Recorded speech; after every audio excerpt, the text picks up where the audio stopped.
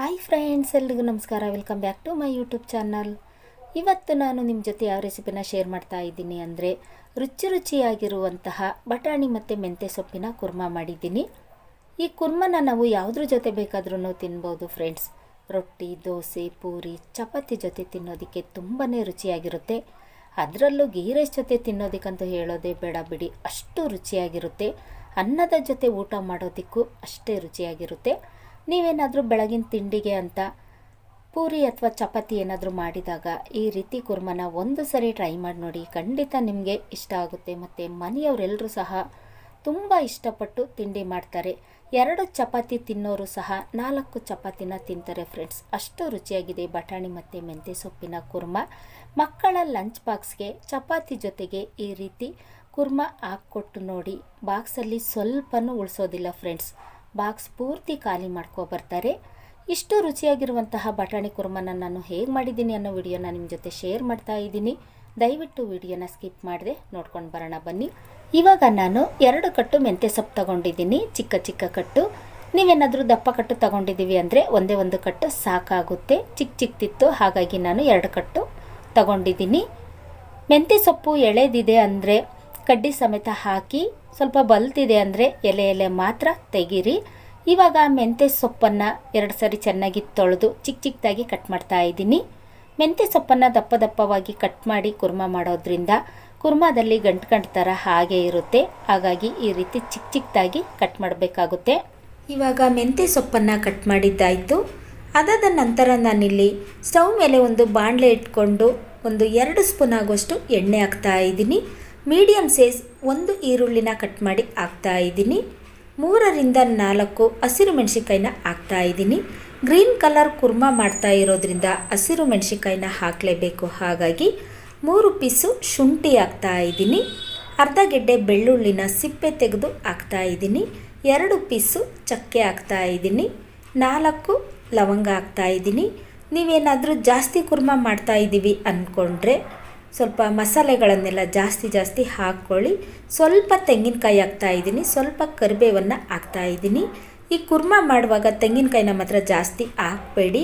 ಜಾಸ್ತಿ ತೆಂಗಿನಕಾಯಿನ ಹಾಕಿ ಕುರ್ಮ ಮಾಡೋದ್ರಿಂದ ಕುರ್ಮ ತೆಂಗಿನಕಾಯಿ ಬಜ್ಜಿ ಥರ ಆಗುತ್ತೆ, ಅಷ್ಟು ರುಚಿಯಾಗಿರೋದಿಲ್ಲ. ಹಾಗಾಗಿ ಸ್ವಲ್ಪ ತೆಂಗಿನಕಾಯಿನ ಹಾಕ್ಕೊಳ್ಳಿ. ಇವಾಗ ಅಷ್ಟನ್ನೆಲ್ಲ ಚೆನ್ನಾಗಿ ಎಣ್ಣೆಯಲ್ಲಿ ಹುರಿತಾ ಇದ್ದೀನಿ. ಅದಾದ ನಂತರ ನಾನಿಲ್ಲಿ ಸ್ವಲ್ಪ ಕೊತ್ತಂಬರಿ ಹಾಕ್ತಾ ಇದ್ದೀನಿ. 1 ಕಟ್ಟು ಪಾಲಕ್ ಸೊಪ್ಪನ್ನು ಹಾಕ್ತಾ ಇದ್ದೀನಿ. ಮೆಂತ್ಯ ಸೊಪ್ಪು ಮತ್ತು ಬಟಾಣಿ ಕುರ್ಮ ಮಾಡುವಾಗ ಅಂದರೆ ಗ್ರೀನ್ ಕಲರ್ ಕುರ್ಮ ಮಾಡಬೇಕು ಅಂತ ಅಂದ್ಕೊಂಡ್ರೆ ಪಾಲಕ್ ಸೊಪ್ಪನ್ನು ಎಣ್ಣೆಯಲ್ಲಿ ಈ ರೀತಿ ಚೆನ್ನಾಗಿ ಹುರಿದು ರುಬ್ಬಿ ಮಾಡಬೇಕು. ಈ ರೀತಿ ಮಾಡೋದ್ರಿಂದ ಮೆಂತ್ಯ ಸೊಪ್ಪು ಮತ್ತು ಬಟಾಣಿ ಕುರ್ಮ ತಿನ್ನೋದಕ್ಕೆ ತುಂಬಾ ರುಚಿಯಾಗಿರುತ್ತೆ. ಹಾಗಾಗಿ ಇವಾಗ ಇದಕ್ಕೆ ಮೀಡಿಯಮ್ ಸೈಜ್ 2 ಟೊಮೊಟೊ ಹಾಕಿ ಅದನ್ನು ಸಹ ಚೆನ್ನಾಗಿ ತಿರುಗಿಸ್ತಾ ಇದ್ದೀನಿ. ಕುರ್ಮ ಮಾಡುವಾಗ ಸ್ವಲ್ಪ ಹುರಿಗಡಲೆನ ಹಾಕಲೇಬೇಕು. ಹಾಗಾಗಿ 1 ಸ್ಪೂನ್ ಆಗುವಷ್ಟು ಹುರಿಗಡಲೆ ಹಾಕ್ತಾ ಇದ್ದೀನಿ. ಇವಾಗ ಸ್ಟವ್ ಆಫ್ ಮಾಡಿ ಅದನ್ನು ತಣ್ಣಗಾಗೋದಕ್ಕೆ ಬಿಡ್ತಾ ಇದ್ದೀನಿ. ತಣ್ಣಗಾದ ನಂತರ ಈ ಮಸಾಲೆನ ಪೂರ್ತಿ ನೈಸ್ ಆಗೋವರೆಗೂ ರುಬ್ಬಿಟ್ಕೋಬೇಕು. ಅದಾದ ನಂತರ ನಾನಿಲ್ಲಿ ಅದೇ ಬಾಣಲೆಯಲ್ಲಿ 4 ರಿಂದ 5 ಸ್ಪೂನ್ ಆಗುವಷ್ಟು ಎಣ್ಣೆ ಹಾಕ್ತಾ ಇದ್ದೀನಿ. ಎಣ್ಣೆ ಸ್ವಲ್ಪ ಚೆನ್ನಾಗಿ ಬಿಸಿ ಆಗಬೇಕು. ಅದಾದ ನಂತರ ನಾನಿಲ್ಲಿ ಅರ್ಧ ಸ್ಪೂನ್ ಸಾಸಿವೆ, ಅರ್ಧ ಸ್ಪೂನ್ ಜೀರಿಗೆ ಹಾಕ್ತಾ ಇದ್ದೀನಿ. ಸಾಸಿವೆ ಮತ್ತು ಜೀರಿಗೆ 2 ಚೆನ್ನಾಗಿ ಚಿಟಪಟ ಅಂತ ಸಿಡಿಬೇಕು. ಅವೆರಡು ಇವಾಗ ಚೆನ್ನಾಗಿ ಚಿಟಪಟ ಅಂತ ಸಿಡ್ದಿದ್ದಾಯಿತು. ಮೀಡಿಯಮ್ ಸೈಜ್ 2 ಈರುಳ್ಳಿನ ಈ ರೀತಿ ಚಿಕ್ಕದಾಗಿ ಕಟ್ ಮಾಡಿ ಹಾಕ್ತಾ ಇದ್ದೀನಿ. ಸ್ವಲ್ಪ ಕರಿಬೇವನ್ನು ಹಾಕ್ತಾ ಇದ್ದೀನಿ. ಈರುಳ್ಳಿ ಮತ್ತು ಕರಿಬೇವು ಇವೆರಡು ಎಣ್ಣೆಯಲ್ಲಿ ಚೆನ್ನಾಗಿ ಫ್ರೈ ಆಗಬೇಕು. ಅಲ್ಲಿವರೆಗೂ ಅದನ್ನು ಚೆನ್ನಾಗಿ ತಿರುಗಿಸ್ತಾ ಇದ್ದೀನಿ. ಅದಾದ ನಂತರ ನಾನಿಲ್ಲಿ ಕಟ್ ಮಾಡಿ ತೊಳೆದಿಟ್ಕೊಂಡಿದ್ದಂತಹ ಮೆಂತ್ಯ ಸೊಪ್ಪನ್ನು ಹಾಕ್ತಾ ಇದ್ದೀನಿ. ನೀವೇನಾದರೂ ಮೆಂತ್ಯ ಸೊಪ್ಪು ಮತ್ತು ಬಟಾಣಿ ಕುರ್ಮನ ಮಾಡಬೇಕು ಅಂತ ಅಂದ್ಕೊಂಡ್ರೆ ದಯವಿಟ್ಟು ಮೆಂತ್ಯ ಸೊಪ್ಪನ್ನು ಮಸಾಲೆ ಒಳಗಡೆ ಹಾಕಬೇಡಿ. ಮೊದಲು ಎಣ್ಣೆಯಲ್ಲಿ ಈ ರೀತಿ ಮೆಂತ್ಯ ಸೊಪ್ಪನ್ನು ಫ್ರೈ ಮಾಡಿಕೊಂಡು ಆ ನಂತರ ರುಬ್ಬಿರುವಂತಹ ಮಸಾಲನ ಅದರಲ್ಲಿ ಹಾಕಿ ಕುದಿಸ್ಕೊಬೇಕಾಗುತ್ತೆ. ಇವಾಗ ಮೆಂತ್ಯ ಸೊಪ್ಪನ್ನು ಎಣ್ಣೆಯಲ್ಲಿ ಚೆನ್ನಾಗಿ ಫ್ರೈ ಮಾಡಿದ್ದಾಯಿತು. 2 ಕಟ್ಟು ಮೆಂತ್ಯ ಸೊಪ್ಪು ನೋಡಿ ಸ್ವಲ್ಪ ಆಗಿದೆ. ಇವಾಗ ನಾನಿಲ್ಲಿ ಹಸಿ ಬಟಾಣಿ ತಗೊಂಡಿದ್ದೀನಿ. ಈ ಬಟಾಣಿನ ನಾನು ಮೊದಲೇ ಬೇಯಿಸಿಟ್ಕೊಂಡಿದ್ದೆ. ನೀವೇನಾದರೂ ಈ ರೀತಿ ಕುರ್ಮ ಮಾಡ್ತೀವಿ ಅಂತ ಅಂದ್ಕೊಂಡ್ರೆ ದಯವಿಟ್ಟು ಬಟಾಣಿನ ಮೊದಲೇ ಬೇಯಿಸಿಟ್ಕೊಳ್ಳಿ. ಮಸಾಲ ಒಳಗಡೆ ಹಸಿ ಬಟಾಣಿನ ಹಾಕಬೇಡಿ, ಯಾಕೆಂದರೆ ಮಸಾಲ ಒಳಗಡೆ ಬಟಾಣಿ ಹಾಕಿ ಬೇಯಿಸೋದ್ರಿಂದ ಯಾವುದೇ ಕಾರಣಕ್ಕೂ ಆ ಬಟಾಣಿ ಬೇಗ ಬೇಯೋದಿಲ್ಲ ಮತ್ತು ಅಷ್ಟು ಕ್ಲಿಯರಾಗಿಯೂ ಬೇಯೋದಿಲ್ಲ. ಹಾಗಾಗಿ ಬಟಾಣಿ ಕುರ್ಮಾ ಮಾಡಬೇಕು ಅಂತ ಅಂದ್ಕೊಂಡ್ರೆ ಬಟಾಣಿನ ಮೊದಲೇ ಬೇಯಿಸಿ ಇಟ್ಕೊಳ್ಳಿ. ಇವಾಗ ನಾನು ಬಟಾಣಿ ಹಾಕಿದ ನಂತರ ರುಬ್ಬಿರುವಂತಹ ಮಸಾಲನ ಹಾಕ್ತಾಯಿದ್ದೀನಿ.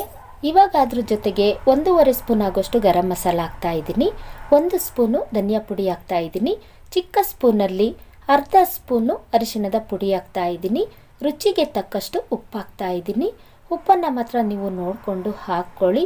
ನಾವು ಮಾಡುವಂತಹ ಅಡುಗೆ ತಿಂಡಿಗಳಲ್ಲಿ ಉಪ್ಪು ಹುಳಿ ಖಾರ ಎಲ್ಲವೂ ಕರೆಕ್ಟಾಗಿದ್ದರೆ ನಾವು ಮಾಡುವಂತಹ ಅಡುಗೆ ತಿಂಡಿಗಳು ತಿನ್ನೋದಕ್ಕೆ ತುಂಬಾ ರುಚಿಯಾಗಿರುತ್ತೆ. ಹಾಗಾಗಿ ಇವಾಗ ಕುರ್ಮಾ ಸ್ವಲ್ಪ ಗಟ್ಟಿಯಾಗಿದೆ ಅಂತ ಅನ್ನಿಸ್ತು, ಹಾಗಾಗಿ ಅದಕ್ಕೆ ಸ್ವಲ್ಪ ನೀರು ಹಾಕಿ ಅದನ್ನು ಚೆನ್ನಾಗಿ ತಿರುಗಿಸ್ತಾ ಇದ್ದೀನಿ. ಈ ಕುರ್ಮಾದಲ್ಲಿ ಉಪ್ಪು ಹುಳಿ ಖಾರ ಎಲ್ಲ ಕರೆಕ್ಟಾಗಿದೆ.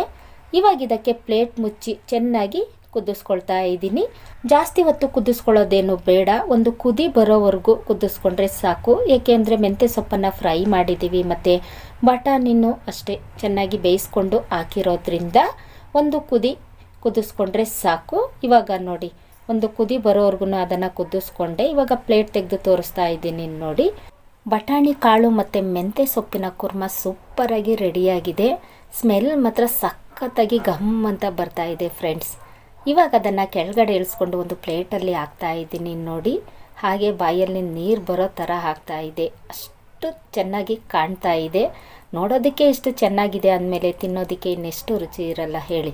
ಬೆಳಗ್ಗಿನ ತಿಂಡಿಗೆ ಅಂತ ನೀವೇನಾದರೂ ಪೂರಿ, ರೊಟ್ಟಿ, ದೋಸೆ, ಚಪಾತಿ ಮತ್ತು ಗೀ ರೈಸ್ ಈ ಥರ ತಿಂಡಿಗಳನ್ನು ಮಾಡಿದಾಗ ಈ ಥರ ಕುರ್ಮನ ಮಿಸ್ ಮಾಡದೆ ಟ್ರೈ ಮಾಡಿ ನೋಡಿ. ನಿಮ್ಮ ಮನೆಯವರೆಲ್ಲರೂ ಸಹ ತುಂಬ ಖುಷಿಯಿಂದ ಹೊಟ್ಟೆ ತುಂಬ ತಿಂಡಿ ಮಾಡ್ತಾರೆ ಫ್ರೆಂಡ್ಸ್. ಅಷ್ಟು ರುಚಿಯಾಗಿದೆ. ನೋಡಿದ್ರಲ್ಲ ಫ್ರೆಂಡ್ಸ್, ನಾನು ಬಟಾಣಿ ಮತ್ತು ಮೆಂತ್ಯ ಸೊಪ್ಪಿನ ಕುರ್ಮನ ಹೇಗೆ ಮಾಡಿದ್ದೀನಿ ಅಂತ. ಯಾರೆಲ್ಲ ಹೊಸದಾಗಿ ನನ್ನ ಚಾನಲ್ನ ನೋಡ್ತಾ ಇದ್ದೀರಾ, ದಯವಿಟ್ಟು ಸಬ್ಸ್ಕ್ರೈಬ್ ಮಾಡಿಕೊಂಡು ವಿಡಿಯೋ ನೋಡಿ.